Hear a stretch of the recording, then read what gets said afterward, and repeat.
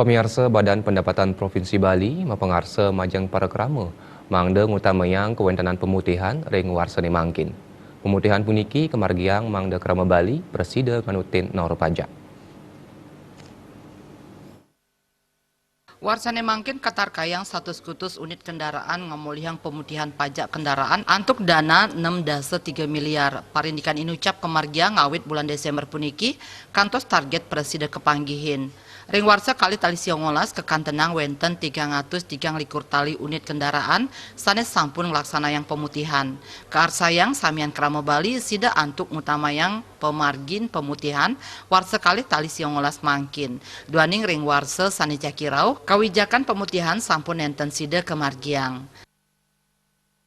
Target di tahun 2019 kita ditargetkan 118 unit kendaraan dengan nilai sebesar 63 miliar. Dan untuk realisasi sampai dengan hari kemarin tanggal 4 Desember 2019 kita sudah melampaui target.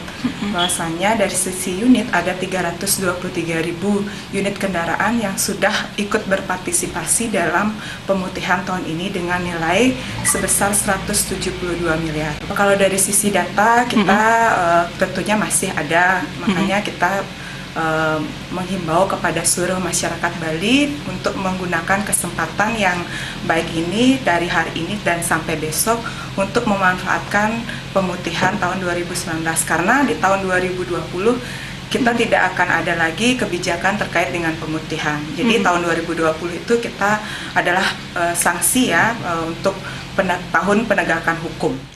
Ring warsa kali tali kali dase sani jakirau paiketan ipun pacang ngemargiang rahasia gabungan kesarengin oleh kepolisian miwah dinas perhubungan.